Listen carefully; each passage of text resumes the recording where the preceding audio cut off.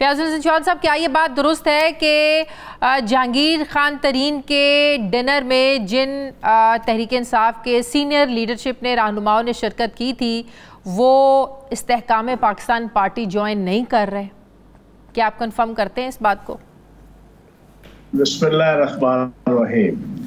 मेरा ख्याल है कि कनपट्टी पे पिस्टल रख के तो ना कोई डिनर में आया था और कनपट्टी पे पिस्टल रख के ना कोई प्रेस कॉन्फ्रेंस में आया था। मैं वो समझता हूँ कि महमूद मौलवी साहब जो बातें कर रहे हैं उसकी वजह से थोड़ा सा जो है एम्बिग्विटी पैदा हो रही है। कोई भी जो है वो ज़बरदस्ती तो वहाँ पे आया नहीं था, और जितने लोग आए थे अपनी विल, अपनी विश, अपने इरादे, अपनी तमन्ना, अपनी ख्वाहिश, अपनी डिटर्मिनेशन के साथ ही वहाँ पे मौजूद थे। लेकिन अगर कोई ऐसी बात चल रही है तो आप उन दोस्तों से पूछ लें। मैंने पूछा है, मैंने खुद पूछा है, मेरी फोन पे बात हुई है। वो कहते हैं हम कोई पार्टी ज्वाइन नहीं कर रहे हैं और इसके पीछे बड़ी कहानी है प्रेशर की और ज़बरदस्ती की, तो हम तो कोई ज्वाइन नहीं कर रहे, बस डिनर करना था कर लिया। और उस डिनर से पहले उनके तहरीक इंसाफ के चेयरमैन से राब्ते भी थे, और उस डिनर के बाद वो राब्ते, उस डिनर की वजह से वो राब्ते भी बंद हो गए, ख़त्म हो गए। तो वो लोग तो बड़े मायूस हैं। वो खुद कहते हैं कि हमने तो कोई ज्वाइन नहीं की, कोई वजह थी खास? नहीं तो प्रेस कॉन्फ्रेंस में आके फिर स्टेज पे क्यों बैठे थे? चले ये बताएं। तो वही तो बता रही हूँ कि प्रेशर होगा। बड़े अदब से मैं पूछूंगा। और उस वक्त जिन बंदों के आप नाम ले रही हैं उनमें से एक ने मेरे साथ बैठे थे कान में जनाब अजीबोगरीब किस्म की पार्टी चेयरमैन के हवाले से कुछ बातें भी की थी। तो इनसे पूछे फिर वो क्या करने की जरूरत थी। तो मेरा ख्याल है कि थोड़ा सा सेफ एंड सिक्योर जनाब गेम खेलने की कोशिश कर रहे हैं। फ्यूचर के अंदर शायद उनके जहन में कुछ चीजें होंगी, लेकिन बहरहाल अगर आएंगे तो सो बिस्मिल्लाह, नहीं आएंगे तो इस्तेहकाम पाकिस्तान पार्टी जहांगीर तरीन साहब की सरपरस्ती में और अलीम खान साहब की सदारत में भरपूर तरीके से अपना काम कर रही है। और जहांगीर तरीन साहब अगले 3-4-5 दिनों तक वापस आ रहे हैं अपना इलाज करवा के, तो आपको अगले 20-25 दिनों में बहुत सी डेवलपमेंट्स नजर आएंगी। हम तो अपना मैनिफेस्टो, अपना मंशूर, अपना नवाज शरीफ साहब से भी वो मुलाकात करेंगे? नहीं, वो अपने इलाज के लिए गए हुए हैं। नहीं, इलाज के लिए तो गए हुए हैं। खबरें ये भी आ रही हैं कि कोई सीट एडजस्टमेंट हो सकती है पंजाब को लेकर, साउथ को लेकर, और कोई इत्तेहाद पर भी बात हो सकती है। क्या ऐसी कोई चीज़ें डिस्कशन में हैं? मैं आपको एक चीज़ बड़ी क्लियर बता दूँ, हमारी पार्टी के अंदर हटदर्मी नहीं है। पीटीआई थी ना, उनका लीडर कहता था कि मैं वजीर आजम अगर हूँ तो मैंने अपोजिशन लीडर और अपोजिशन पार्टियों के लीडर से नहीं मिलना। अगर वो अपोजिशन में थे तो वो कहते थे जनाब मैंने वजीर आजम से नहीं मिलना। चाहे वो कोई नेशनल इशू हो, चाहे वो पाकिस्तान की बका का इशू हो, चाहे वो कोई सैलाब का हो, चाहे वो दहशतगर्दी हो, चाहे वो कोई पाकिस्तान में आफत आए, उसका कहना यह था कि मैंने नहीं बैठना। हमारी पार्टी का कम अज कम जो लीडर जहांगीर तरीन साहब हैं, अलीम खान साहब हैं, ये पूरी पार्टी है, उनसे उस पे आ गए आप, उनसे उस पे आ गए आप। ये लेवल हो गया अब। अफसोस होता है।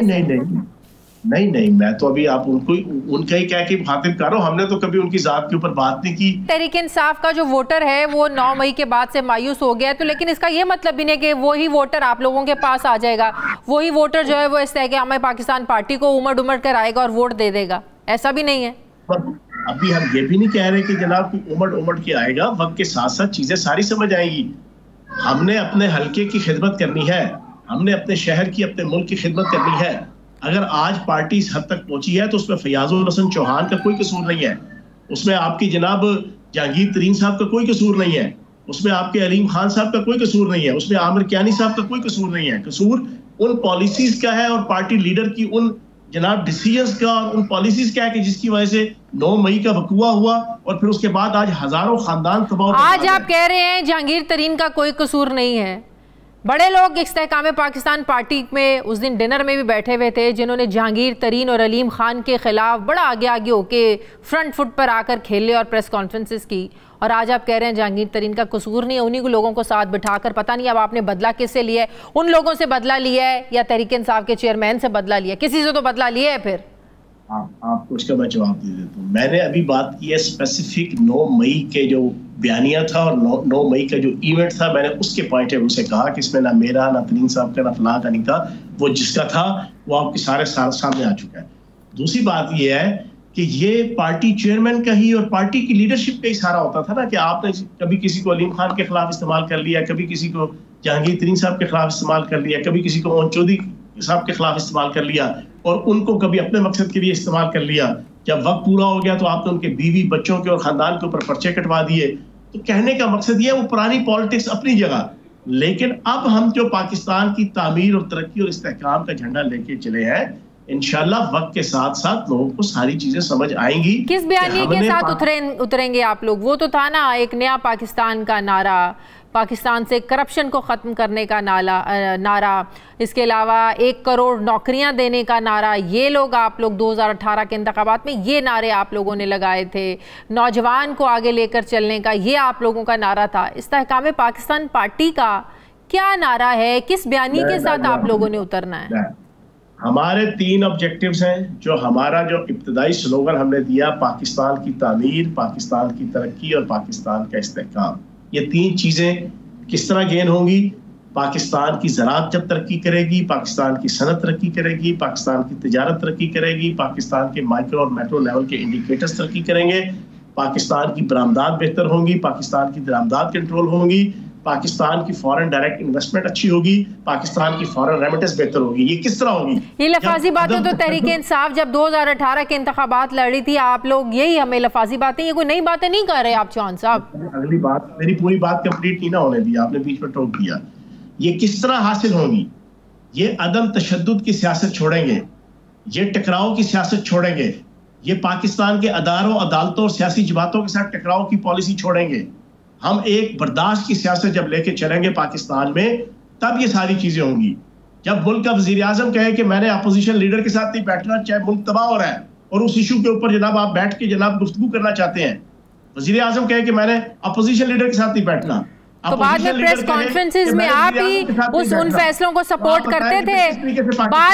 बाद में आप लोग ही उन फैसलों को सपोर्ट करते थे प्रेस कॉन्फ्रेंसेस कर करके कि कौन चोरों के साथ बैठे, कौन डाकुओं के साथ बैठे, कैसे बैठे हमारा लीडर इन लोगों के साथ जो मुल्क लूट कर खा गए, स्विट्जरलैंड के बैंकों में पैसा जमा कर लिया इन लोगों ने। आप लोग ही सुनाते थे ये रुदादे हमें। बात ठीक है, जब आप उस वक्त पार्टी की पोजीशन पे होंगे और पार्टी का लीडर आपको हर रोज खुद बुला के बयानिया और नैरेटिव जनाब समझाएगा कि आपने ये बात करनी है, आपने ये बात समझानी है, तो फिर वो किया जाएगा।